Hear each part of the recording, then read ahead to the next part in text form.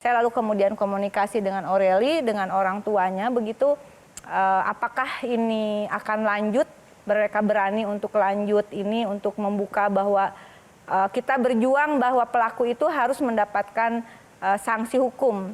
Sehingga saya tidak ingin kasus ini hanya menjadi viral begitu, makanya saya juga menghindar untuk diwawancara. Kecuali ini baru saya nggak pernah nerima. Baru ini saya mau ngomong, iya karena menurut saya itu tidak etis menggunakan kasus seperti itu hanya untuk pansos begitu ya. Tetapi ketika saya bukannya nggak ngobrol dulu. Ketika mau pansos ini pansos untuk supaya ada sistem yang lebih baik, supaya ada perlindungan lebih baik kepada korban. Kenapa kemudian saya angkat di rapat hari itu? Rapat itu adalah rapat juga untuk revisi Undang-Undang Perlindungan Saksi dan Korban begitu. Di mana pada saat bersamaan Aureli yang sebetulnya menulis buku dengan nama inisial bukan nama asli begitu, kemudian ada indikasi orang yang mengancam, bahkan ada teman kita Esti gitu ya, saya juga WA-an sama Esti, malah ketika memberikan support kepada korban malah diintimidasi juga. Nah, model-model intimidasi ini kalau publik tidak berani ngomong itu akan terus terjadi. Nah, sebelum kita lanjutkan ada sebuah video yang kami minta kepada Aureli juga untuk menanggapi apa yang memang sudah menjadi suara Mbak Rika ketika waktu di rapat di DPR. Kita dengarkan dulu. Hai, ini Aureli Murmans. Thank you untuk Q&A di Metro TV. Dan halo juga buat Ibu Rika Diah Pitaloka di studio. Jujur selama ini aku rasa banyak banget korban child grooming yang tidak dapat keadilan seperti aku. Bukan karena kita diam, tapi karena sistemnya belum siap untuk mendengarkan. Banyak yang sudah speak up tapi tidak dipercaya. Banyak yang sudah meminta tolong tapi dibilang kurang banyak bukti. Jadi begitu isu ini diangkat sama DPR, aku sangat senang karena akhirnya negara Indonesia menganggap isu ini tuh penting dan serius. Ini tuh demi masa depan anak-anak Indonesia soalnya. Kalau boleh berharap, aku ingin hukum Indonesia lebih peka. Karena biasanya kalau korban child grooming sudah speak up, itu artinya dia sudah melewati banyak hal. Karena kalau child grooming itu kan kita nggak langsung berasa dimanipulasi dari awal. Dan kita butuh waktu yang cukup lama untuk sadar apa yang terjadi sama kita. Jadi begitu udah speak up, yang diharapkan bukan kecurigaan tapi kepercayaan dan perlindungan. Untuk Bu Rika, terima kasih banyak sudah membawa isu ini dan mendengarkan. Ini tuh sangat berarti untuk para korban child grooming karena akhirnya ada yang berdiri dan kasih tahu ini bukan salahmu. Harapan aku semoga ini nggak hanya berhenti di pembahasan aja tapi menjadi langkah yang nyata supaya anak-anak tidak harus bertumbuh dengan luka yang sama. Tanggapannya dulu, Mbak Rika. Ya, aku berharap bahwa apa yang kita lakukan itu bisa membuat sistem lebih baik. Tidak ada korban lain, anak-anak lain. Saya menangani beberapa kasus begitu dan itu tidak bisa diceritakan secara detail. Tapi menjadi korban kekerasan seksual itu adalah luka yang tidak akan pernah selesai.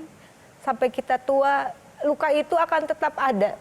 Yang dilakukan korban hanya bisa berdamai bahwa itu bagian dari sejarah hidupnya dengan traumatik yang bisa kapan saja muncul menjadi trigger ketika ada masalah begitu. Dan saya berharap itu tidak terjadi lagi pada anak-anak kita. Dari perjalanan yang penting ini, menurut saya adalah sistem harus diperbaiki.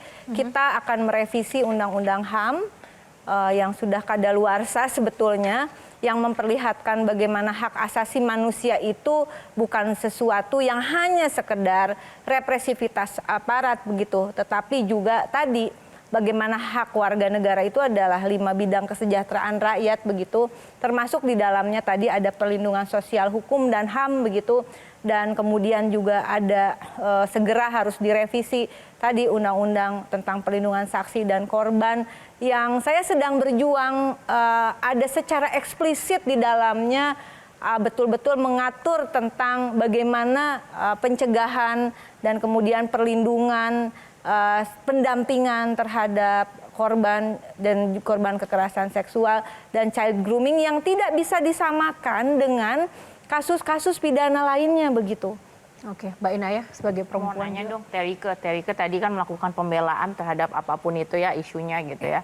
Ada child grooming, ada segala macam gitu. Itu karena tadi kalau kata Terike itu berkaitan erat dengan Terike jadi seniman ya kan gitu. Jadi apa namanya aktor gitu ya. Sehingga kemudian itu empati itu keluar gitu. Jadi apa namanya terasa di situ. Nah tapi pertanyaan saya banyak tuh teman-temannya Terike yang tahun lalu kita semua dengar gimana mereka yang basisnya juga artis gitu ya, atau basisnya itu kemudian seni gitu, tapi menunjukkan ketidakempatian kepada publik gitu. Saya tidak dalam kapasitas mengomentari orang lain sesama dewan, tapi yang ingin saya sampaikan adalah balik lagi waktu itu saya masuk partai politik pertama kali bersama Gus Dur, lalu kemudian media juga bertanya, ini jangan-jangan hanya ingin menjadi vote getters tanpa tahu mau ngapain gitu ya. Lalu Gus Dur menjawab, politik itu tidak boleh diskriminatif. Politik itu memberikan hak yang sama kepada setiap orang untuk mencalonkan dan untuk dipilih begitu. Dan anggota DPR itu yang latar belakangnya dari dunia entertain mungkin nggak nyampe 20 gitu, dari 500 berapa orang begitu. Jadi, tapi karena kita adalah public figure, begitu kita rentan untuk disorot, pertanyaan yang sama sebetulnya bisa diajukan banyak juga yang latar belakangnya pengusaha gitu, yang latar belakangnya pengacara dan profesi-profesi lain. Tetapi ketika masuk ke DPR, kalau saya tidak akan mengatakan orang lain. Kalau saya secara pribadi, saya merasa ini adalah satu ruang yang sangat berharga dan umur itu singkat. Dan menjadi DPR RI itu dari anggaplah datanya benar ya, 270 juta orang gitu, itu adalah satu keterpilihan yang harus disertai keterpanggilan menurut saya.